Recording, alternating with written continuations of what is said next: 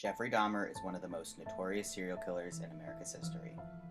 Also known as the Milwaukee Cannibal, Dahmer committed the gruesome acts of rape, murder, and dismemberment of 17 men and boys from 1978 to 1991. His horrifying story shocked the world and set him up for 15 consecutive life terms, 957 years in prison total. After just 3 years, he was beaten to death while cleaning the men's bathroom.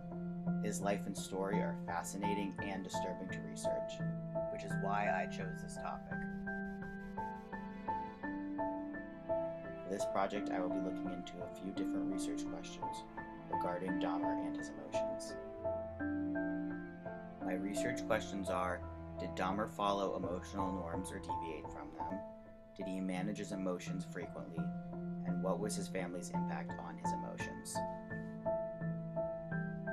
I did a content analysis for this paper. I took public records of Jeffrey Dahmer's, including FBI case files, biographies, scholarly journals, and interviews, and used them to compare the emotions in this literature to our course readings.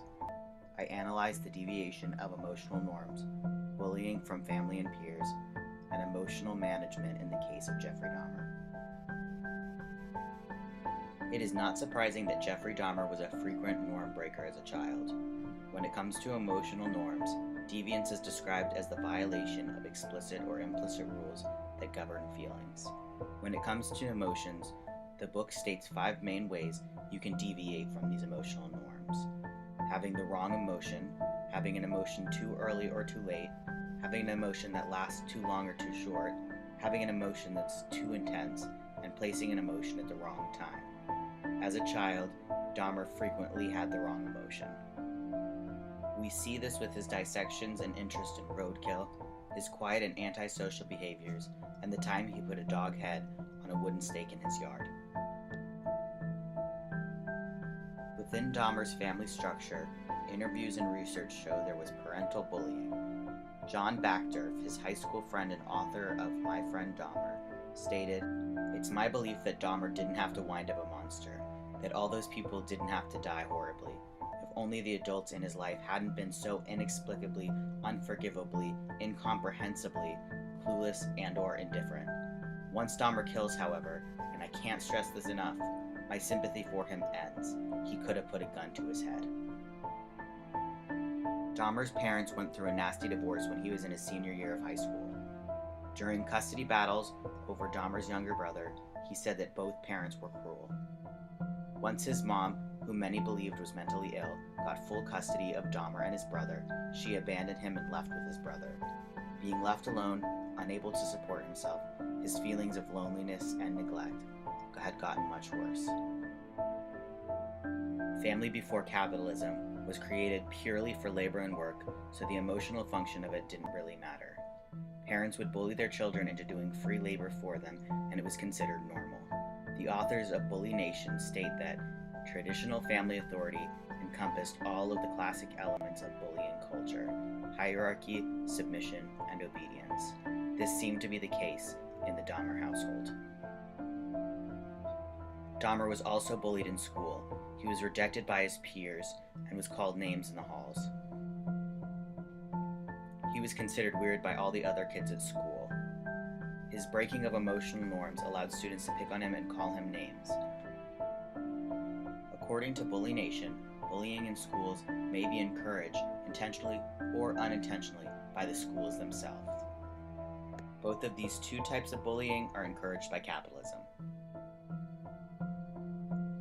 After his arrest, research was conducted on Dahmer. An interview with neighbors, friends, and family came out. It was clear in all research that Dahmer was struggling and under a lot of stress. According to a psychologist, Dahmer was struggling with a great deal of underlying anger, impulse control difficulties, and resentment of authority. He also struggled with low self-esteem and difficulty managing daily routines.